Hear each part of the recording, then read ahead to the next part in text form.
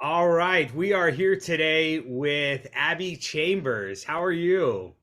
Hi, but I'm doing well. Just enjoying the last bit of break before school starts back up. I mean, I'm excited today, and we have conversations from time to time, and today is an exciting one for me because Abby is the AdvertiseMint scholarship winner. So we have a scholarship that we put on, and we've done it for multiple years now, where we have students who are in higher education in a variety of different fields can write in and submit essays on several different topics, and then what we do is we select kind of the top ones. We let the team pick the ones they like, and it comes down to kind of the winner at the end. And Abby was the winner of the scholarship. So I just wanted to say congratulations. Thank you so much. I really appreciate it. Getting that phone call yesterday definitely came out of the blue for the scholarship, so I really appreciate the financial assistance heading back into the new semester. It is always funny because I call to let people know, hey, you're the winner. And whenever I call, I don't think I've ever had anyone pick up or answer. And I'm like, those spam bots, they're everywhere. Like, I don't ever pick up the phone if it's a number I don't know, even though I want to. Like, I'm like, oh, maybe it could be a good one. And when I was leaving the message, I was like, oh, this is a good one. This is a good message. She'll be happy when she hears it when you do it. What did you think when you listen to the So voicemail? I actually had a dentist appointment yesterday, and you called me during my dentist appointment, and then Oh, okay, okay. I got the voicemail after, and I think I got the voicemail before I read your email. And I listened to it. First of all, I saw it was from California. And I was like, who's, because I'm in Georgia. I was like, who's Uh-huh. calling me from California? And I literally started listening to the voicemail and I was like, "Ah, I'm gonna stop this." I was like, is this like a scam? I was like, what scholar like I was like, I don't remember applying to the scholarship. So I was like, I'm gonna wait till I get home, have my dad listen to this. But then also once I got home, I got your email. I was like, oh my gosh. I was like, this was a nice little surprise way to start off the new Yeah. year. It is. But as I leave the messages or even write the email, I'm like, man, people aren't gonna believe this. Like, I just get so many things that are like, hey, yeah, and give me your bank account number. And so it's just, everything is. I'm cynical of everything now that comes through that's good news. But it That's it did. exactly what my dad said. He was like, as long as they're not asking for your bank account information, he was like, they said they're sending it right to the school, so you're fine. That's right. That's right. So anyway, well, it was awesome. Congratulations. It's always exciting to pick a winner and just to get to talk to them, face to face, and hear a little bit more about you. So what I would love, because this will go probably on our website and a couple other places. I would love to know a little bit more about you. What are you taking in school? And what led you to go to the scholarship, or do you submit to lots of scholarships or just one? Like, have you gotten other scholarships? Like, that's what I think a lot of the people that submit for scholarships are always curious to know that they don't necessarily get is the behind scenes on your methodology of what you did when you wrote the scholarship and what you're thinking. So anyway, lots of questions there. I'll let you go and I'll come back in with some more. Okay, I'll start with a little introduction. So my name's Abigail Chambers. I go by Abby. Um, I'm from Grayson, Georgia, and then I go to Georgia Tech, Georgia Institute of Technology, so down in Atlanta. I'm studying biomedical engineering, and then I'm also doing a certificate in marketing. I'm a fourth year, but I'm taking a full five to graduate because of like internships, Mhm. uh, like personal stuff. I tore my ACL and meniscus back in 2022, so I like didn't do anything that summer, unfortunately. So I'm just taking my sweet time, trying to figure out like where exactly I want to end up after I graduate. Um, there's definitely been some like change in that field. I think initially I wanted to do like pharmaceutical engineering, so like work on developing like new drugs, which Yeah. is part of the reason I'm in a research lab right now.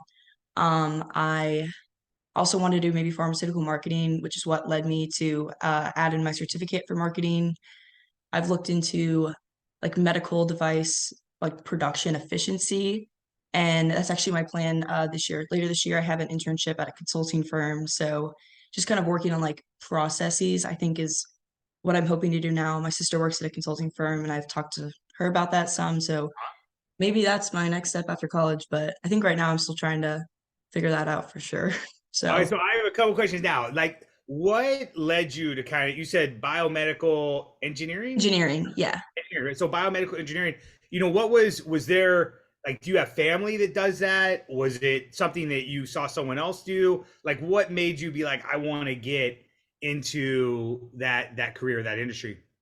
I think that I've always really liked science, math, medicine. I'm very I like to have to know there's like an exact right answer. I kind of like I really enjoy that. Um, so I've always liked medicine. I don't do that well with blood, so I knew like doctor was never really in the cards for me. This is a little personal, but that back in 2020, both of my grandparents died of COVID a day apart. So that's Mm, part of the reason I ended up going with, because that was my senior year of high school. So that's part of the reason I ended up going with biomedical engineering is just thinking that maybe like I could work on some cure that could like help someone else is kind of how I ended up in that field. I thought that I could make a difference like with my degree in biomedical engineering. Um, so that's kind of what I went into college with, just trying to figure out like what classes really spoke to me, like what aspect of biomedical engineering I wanted to like end up in, I guess. yeah. Oh, I'm sorry about your grandparents. That COVID is messed up. Were they cool? Were your grandparents pretty cool? Oh, they were the coolest. They were so What cool. was your favorite memory of your grandparents? Ah, um, so they had a house up in Pennsylvania. I'm so glad that my mom and her siblings ended up deciding to keep it because she had there were five of them, and we Okay. would kind of all always end up at their house in Pennsylvania in the mountains for the 4th of July. So it was so nice, like very big family. I think my grandparents ended up had five kids. I think like 11 or 10 grandkids. No, 13 grandkids and then like 10 great grandkids by the time they passed. So it was so nice having like everyone get together, like every 4th of July. That's awesome. I have a huge family on my dad's side like that. And they do like family reunions, and there's like 50, 75 people there. And it is just madness. Crazy. Yeah. Everyone loves it. Same with the holidays. It's just so Yeah. fun and hectic. Yeah. Do they allow fireworks in Pennsylvania? Yes. Like Yes. ones Yes, that they do. shoot into the air? Oh, yeah. Oh, okay, yeah. In California, we don't. They're illegal, but everyone has them somehow magically, and they light them off. But I Yeah, always just love show when I up. visit Tennessee or some of the East Coast places. They're like, yeah, you get whatever fireworks you want. I was like, oh, Yeah. yeah, yeah. Let's go cause some trouble. I love it. Dangerous game, an expensive game though. That's right. That's Fireworks right. add up so quick. Right. Now, you also said you're going for a certificate in marketing. Walk me through, where did that come in? And what was the idea behind adding some marketing to that biomedical engineering degree? So this, I think, came about more through a lot of group projects. Some of the classes I had were very project based. We worked on one thing the entire semester. And I guess through those, I really realized how much I enjoyed working with other people.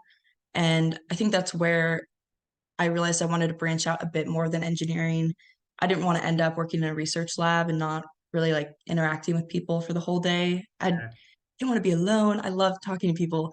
So I thought that the experience in marketing and just kind of having like business and engineering and education in both, that I could end up somewhere that was more collaborative but also engineering focused.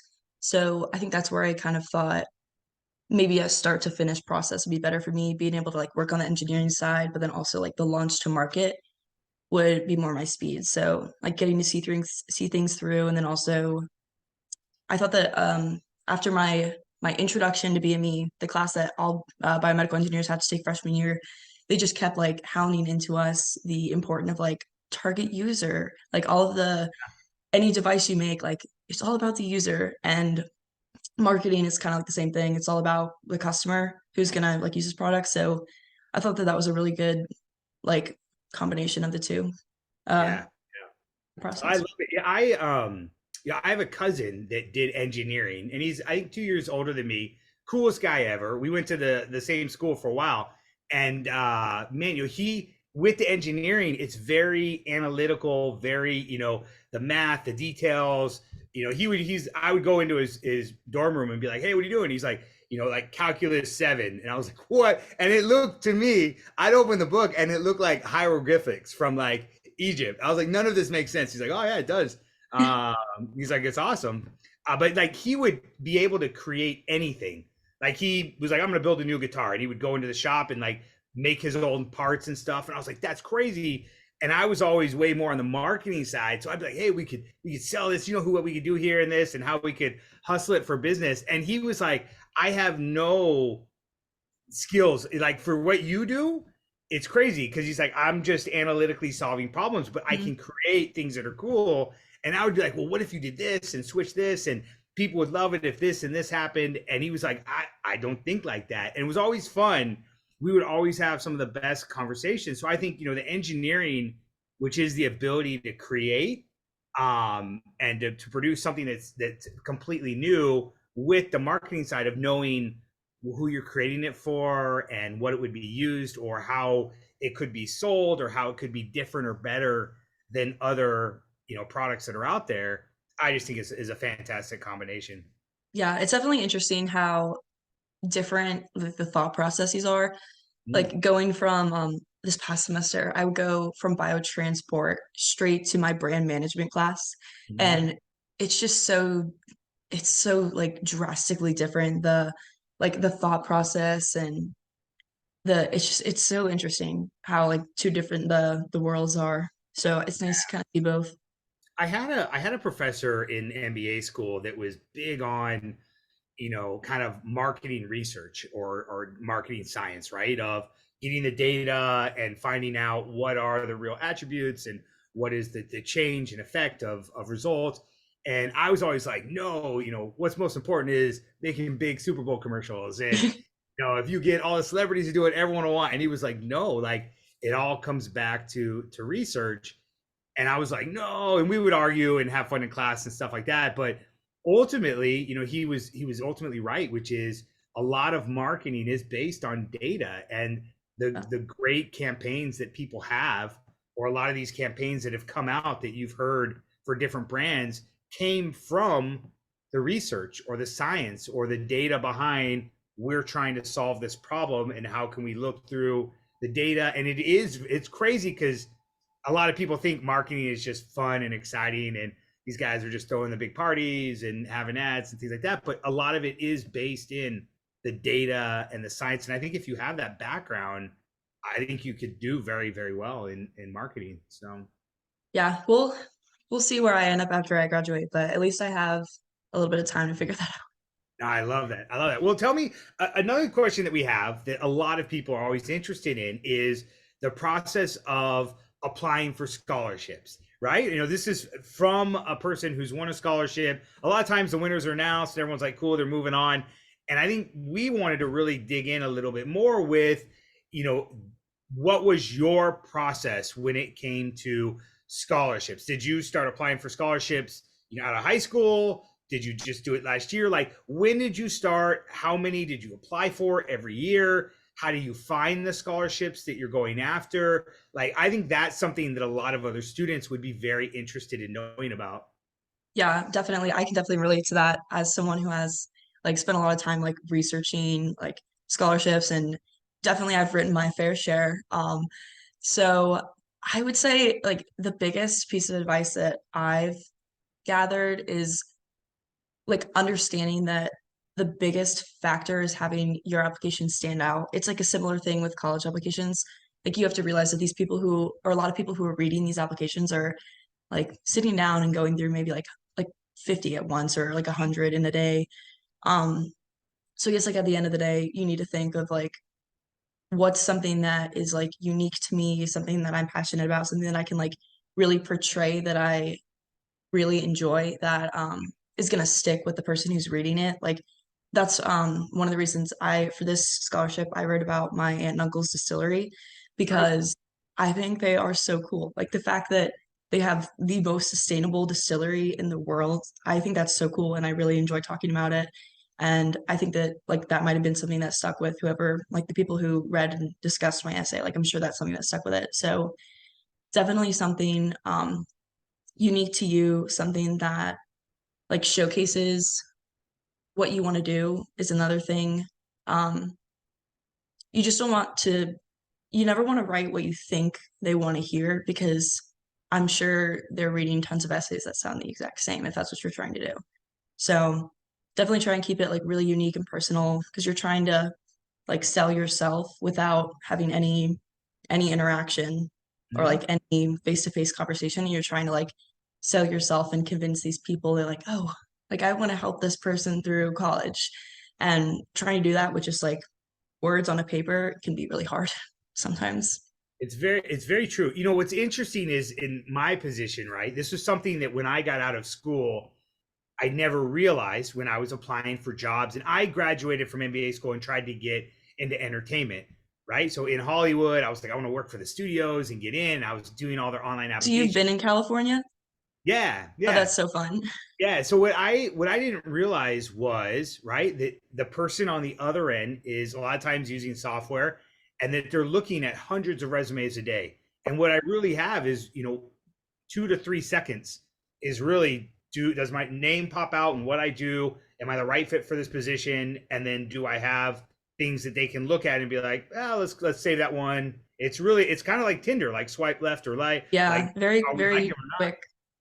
Yeah, and I think what I realize now, looking at resumes that come through, is how many people I wish I could explain it's worth the time to sit down and rework and rework and rework and rework your resume, even if you don't have the best experience. If you can make your resume look clean, if you can, that makes me look at a person on two people on paper and say, this person is more organized than this person because it's in a nice headline. And there's templates and things like that that you can use that are easy. But I do think with your scholarship, I'm with the team that's reviewing them and looking through them, and there's some that are formatted really messy, that come across really bad, and it could be a well-written scholarship, but right off, people are like or another one is typos. If there's a typo in it, that's always almost automatically like, yeah, they weren't paying attention to details, and it was sloppy,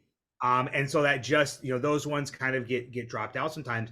But I think on yours you had the answer to the question, the essay that was there. You added something personable. And then I think you also talked about where you were looking to go, exactly what you just said.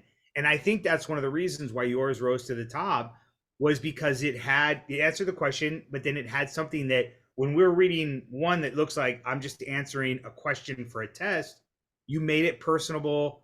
You were like, this is what makes me stand out or what makes me different and unique, as well as, and here's what my goals are and where I'd like to go. Yeah, But I definitely think that's something that I've learned as I've like applied to a variety of scholarships. Like there are certain times like you see people make jokes on like TikTok or social media that like ugh, like pity party is the way to go for like applications and essays. And I tried my hand in that for a second. Like after I tore my ACL and meniscus, I was supposed to study abroad that summer and then I couldn't. And then like my grandparents, like it's just like I feel like that's just not the way to go for essays. I've realized is that that doesn't really like tell anything about you. Like, yes, you've like persevered through unfortunate circumstances in life, but like everyone kind of has. mhm. So if you're gonna like talk about stuff like that, I think something I've learned is like how it impacted you and like what you're gonna do with it, not just like, boo-hoo, this happened to me. Like, Yeah, um, just incorporating like how it's like shaped you and like how you're going to use it to move forward. And I think that that's another thing that I've learned writing essays because I kind of did get wrapped up in that for a hot second, feeling bad for myself, and then I was like, this is just making it worse. yeah. It's an interesting point. I do think that a lot of what comes down, and this is important, I think, for other students to realize, is there's a person on the other end that is reading the scholarships or the essays and looking through them and saying, yes, no, yes, no. And so I think, and this is the same with any job. A lot of times you've got to get through an HR person and you've got to get a person on the other side to like you. And so there are multiple ways. You can do a pity party approach. You could do a, hey, this is what here's a story or personable. And I think that it's, I don't know if there's one way, because you could try it one way and that person's grumpy that day and said, oh, I don't like that one. You could try it a different way and they may love that one and be like, I had the same experience in my life. Yeah. And I love that. So I do think there's a little bit of unknown in the scholarship process, but I do think it's good. I think you're right that I think people are looking for what would be a trajectory on, I am on an upward trend and I'm pushing for that. And I think that with most scholarship, and again, this comes from other people on the team that were helping in selecting the winner, that's I think what allowed yours to rise up. And I think what they did, we like this one. You answered the question, you told us a cool story about people in your family and what they're doing and how they're differentiating in the market. And then here's what I'm looking to do with that and move forward with it in my life.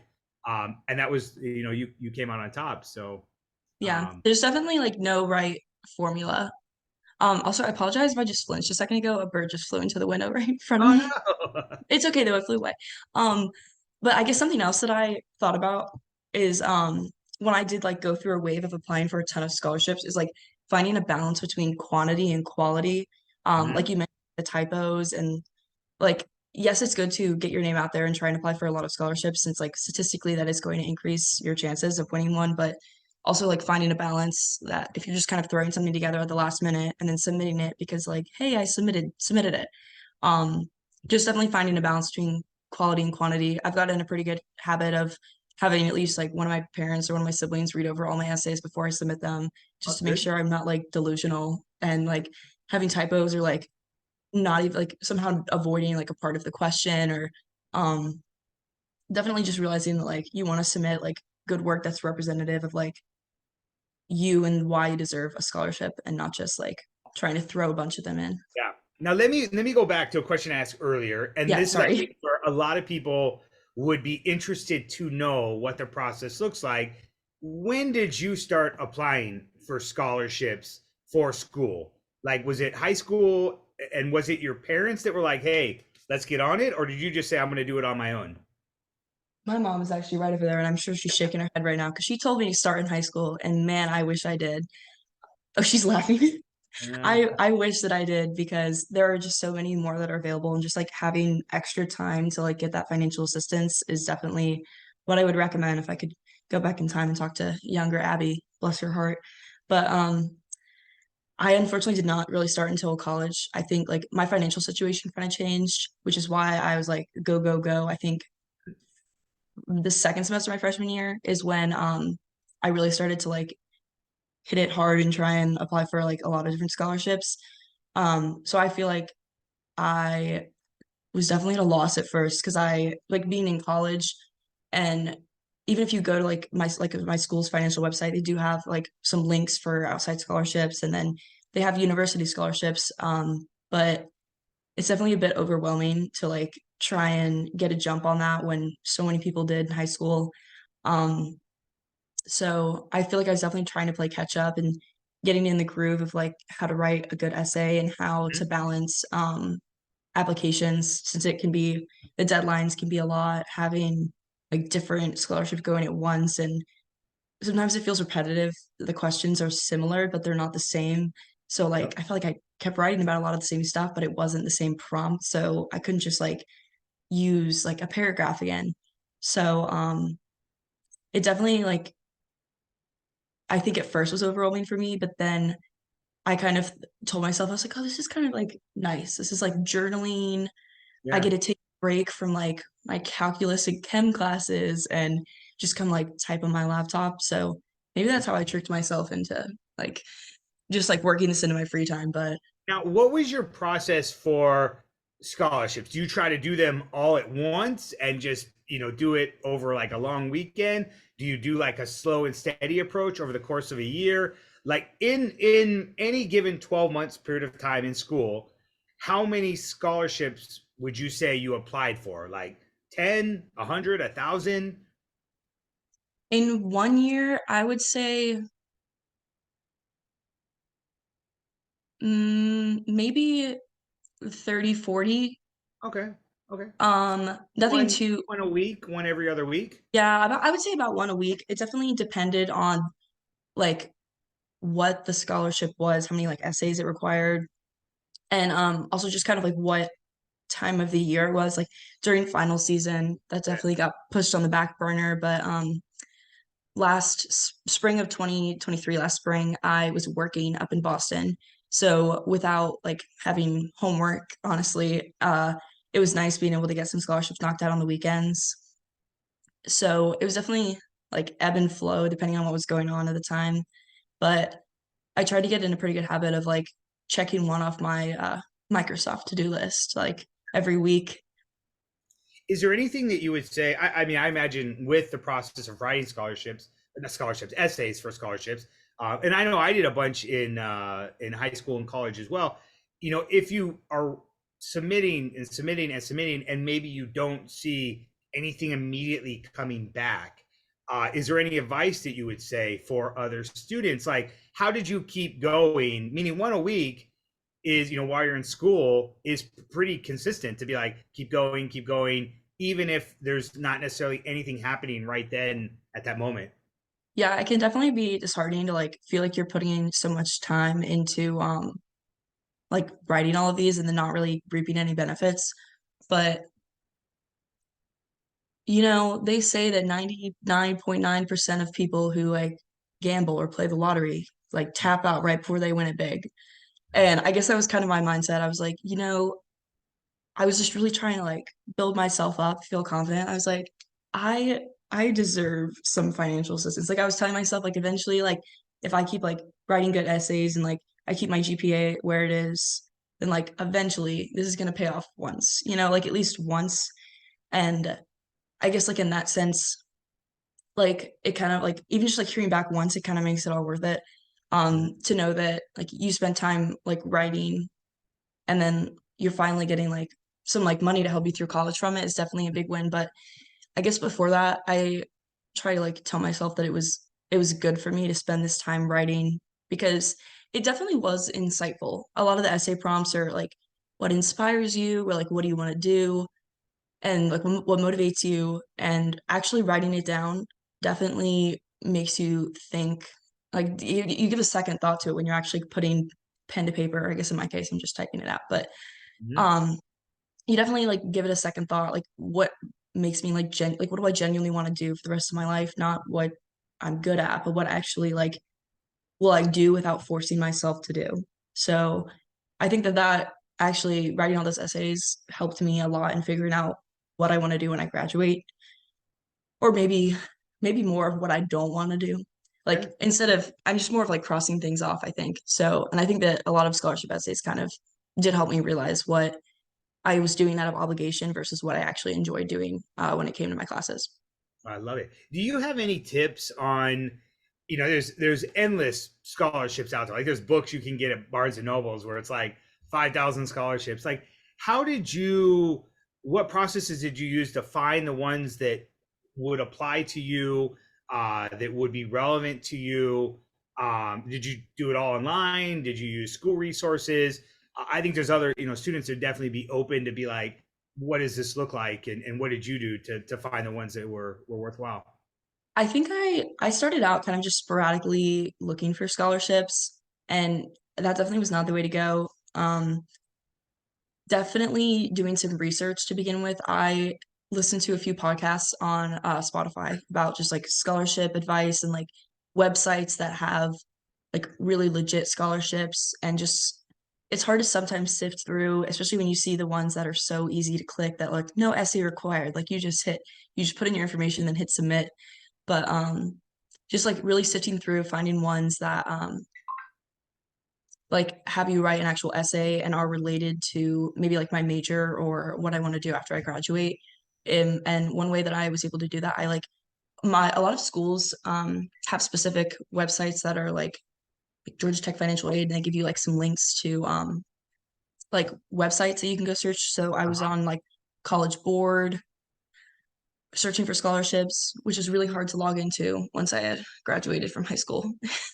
But just some websites like that where you can search keywords like engineering or like marketing, um, like female STEM, just like being able to find scholarships that one way that I would look at it is just kind of like fewer people can apply to is Uh, like I was like give me the advantage, got to lower the pool, give me a better that's great. chance. Um so I think that's what I ended up uh finding like the scholarships that applied to me like best and I felt like I could write the best essay on. And I guess kind of going along with that, maybe if you do just kind of mass search essays, definitely take the time to read through them and consider like what essay prompts you can actually write like a meaningful essay to. Don't just try and apply to all of them. I Once school started picking up, as it always does so quickly, I definitely got a lot more selective about what essays I was applying to, what scholarship essays I was writing because like it does take time. So I was trying to like pick and choose ones that I knew that I could write like a meaningful response on that I actually like submitted and applied for. Nice. Oh, that's great. That's great. Yeah, it's interesting being on the flip side of that, which is the team that gets to review what comes in and look through that, and it's definitely hard. I would say for this scholarship, we get in the thousands of applicants, and it's an advertising marketing related scholarship. We ask about questions that are advertising or marketing related, and those are the essay questions. But I mean that it's crazy to think that and I'm sure there's scholarships that get way, way, way, way more than just thousands. They get tens or hundreds of thousands of applicants based on what they're doing. So it's interesting to see the other side of that with the people coming through, and then what is kind of the sifting or the process of how the ones rise to the top that do. It's definitely overwhelming to think about how many people are applying to all of these scholarships. So I guess another thing, sorry, I just remembered this.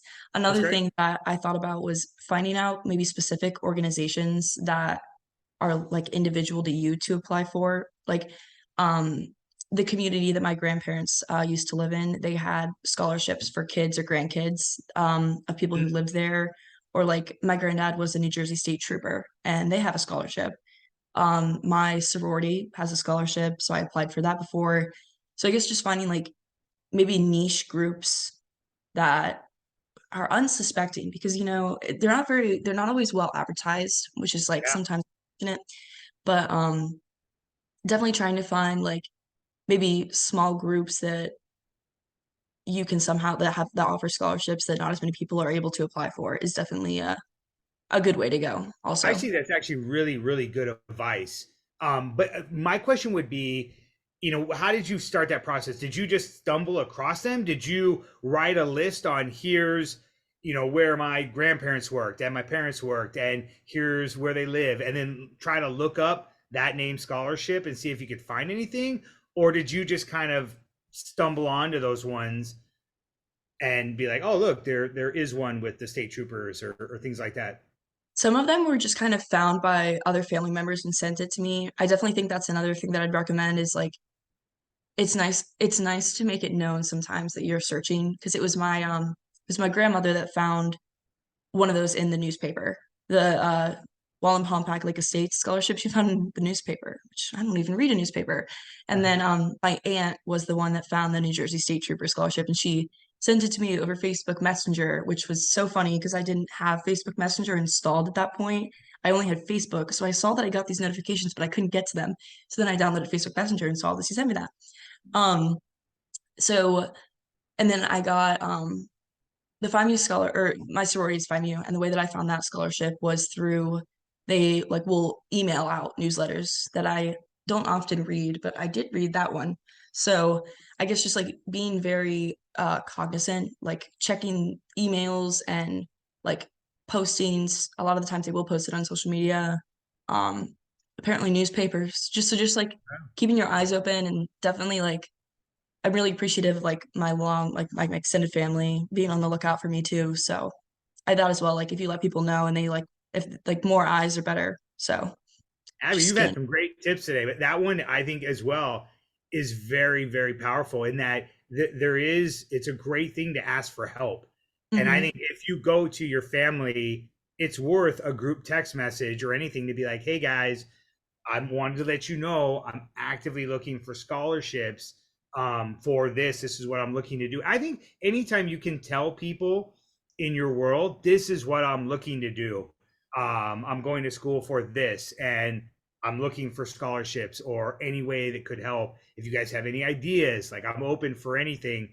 I think what it does, it just plants that seed in their mind to where now when they're walking around and they hear someone talking about, hey, I run this company and we're trying to find students to give money to. They're like, what? Bing, ding, ding. Hey, Yeah. I want to connect those dots. But they would never be connected if you don't go out and ask or at least tell people, what you're looking for Yeah. in life. So I think that's such a fantastic tip. And Not even like down the road, I was able to help out because my younger cousin, when he got to, he's a freshman in college now, and when he started applying to colleges, he came to me actually about one of the scholarships that my aunt found. He's like, "Hey, how did you? Where's the link to this?" yeah. So now it's nice, like, kind of be like now that I do have more experience, I'm able to help like my younger cousin out, and then like my younger brother, I was able to help out like him find scholarships. So it's definitely nice now. I feel like I'm returning the favor. No, I love it. I love it. That's great. It's such good advice. And I mean, I can see now why why I don't think it was by chance that you ended up winning this one. It was a great essay, and it looks like you've put a lot of hard work behind getting to this place and being able to get into a position where you could beat everyone out. So anyway, congratulations to you. Your mom's in the background. Give her a high five later. Say, hey, mom. Yeah, I guess you were right on some of those things. Um, so I have a couple more questions that I would love. It's always fun to just have these conversations. Let's talk social media. What are your go-to platforms? What do you use first and second and third? What do you think are the best ones? What do you love? So I think that I use my social media apps for like very different reasons. Like Okay. I I use Facebook to keep up to date with like my like I don't want to age Facebook, but I typically do use Facebook like to keep up with like my Sure. mom and my mom's Yeah. friends and all my aunts and like Sure. yeah, so like that's typically what I use Facebook for. So like my internship last spring, I worked up in Boston. So I had like a whole album that was all like pictures from Boston. I was like, I gotta keep the family updated since I'm not with them, you know? So like I Yeah. feel like that's what I use Facebook for. Instagram I use to keep up with like typically like my aged friends, and celebrities. Hmm. TikTok TikTok is the bane of my existence. Oh my goodness. I will sit on my I just I lose so much time to that app because it's so addictive, and that's definitely my go-to app when I'm trying to like pass time.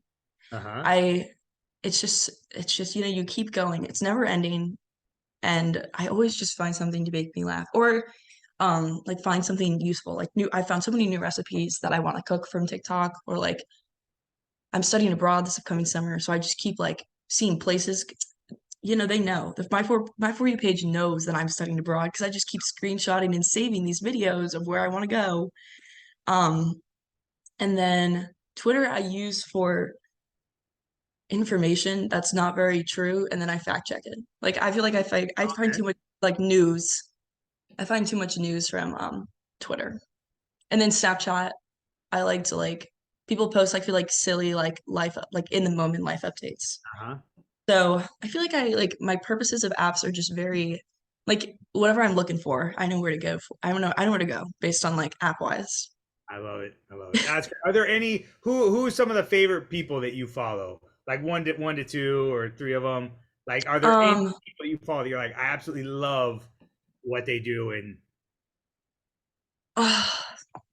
I I am pretty like I definitely try not to follow any big people.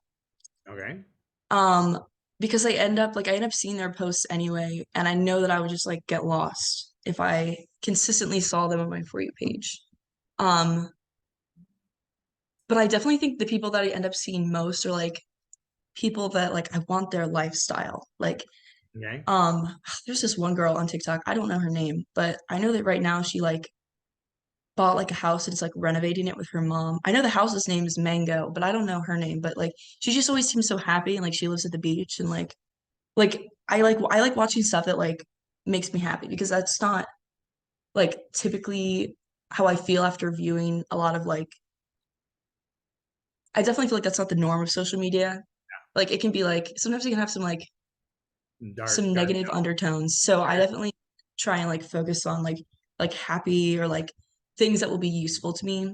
But most social medias I do decently well at only like actually following people that I like know.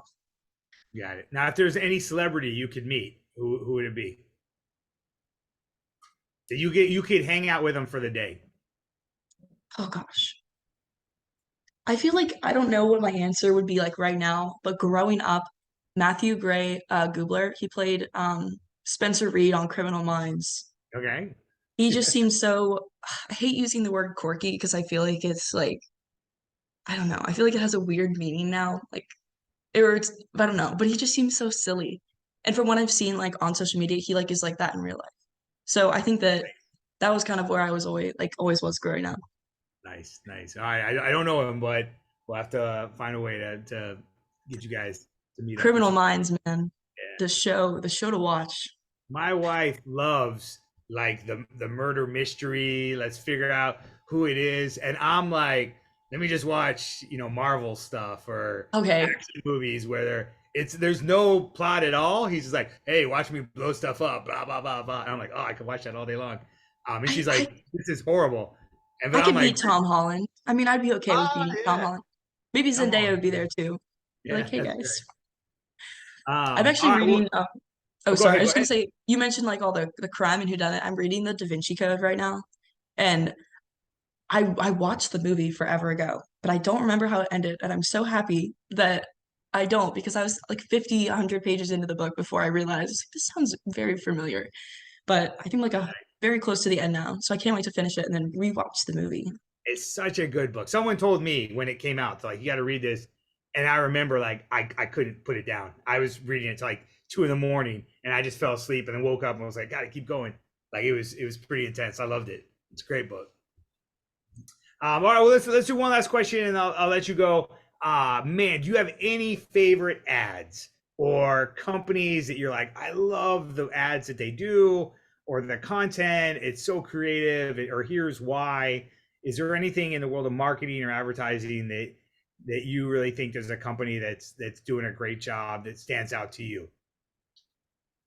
I definitely think that after taking multiple marketing classes now at Georgia Tech, that I have a very different view of like advertisements. Like Mhm. typically it used to just be like, oh wow, that's funny. Or like it would just be, I don't want to say like it would just be very surface level of me like acknowledging advertisements. And Mhm. then now that I've taken classes, I'm like, oh wow, like this is the headline or this is why they selected like these people to be in this commercial. Like I'm definitely a lot more like I just notice it and I can't decide if I like it yet or not because I feel like I lose the meaning, not lose the meaning, but I definitely like don't pay as much attention to the like advertisement as a whole, and so I like nitpick all the little things. I'm like, wow, this is Yeah. such an interesting choice of like headline, message, and supporting image. Um, but I think the things, well, obviously you mentioned the Super Bowl earlier on this call, and I cannot wait for Super Bowl advertisements. Um, but I think like what I pay the most attention to are like sponsor or like the sponsorships and paid partnerships on TikTok. I think that is what gets me most, and by far that is like the most effective on me because like those are the ads I think that I will directly buy from, which is like horrible. My bank account When doesn't you really say like like a it. sponsorship or paid partnership, that would be like Kim Kardashian saying, "Hey, I use product A, and this is a paid partnership, but I want to tell you about it." Like, there's Yeah, already stuff like that, trust but there. typically with like not famous people. Like I like when it shows up on my For You page and it's just like an average day person who's using this product and they recommend it for like this, and this. Like I'm such a sucker for that because I feel like I can actually relate to them because like they're not some rich famous person. They're just like a person and they're using this product and they really like it.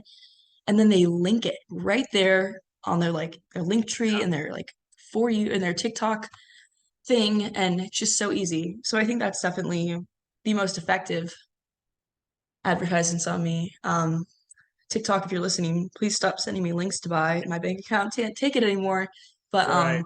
those are definitely the most effective on me because I feel like they're just like regular people using these products instead of like famous or like models or I don't know. Yeah. I feel like they get me.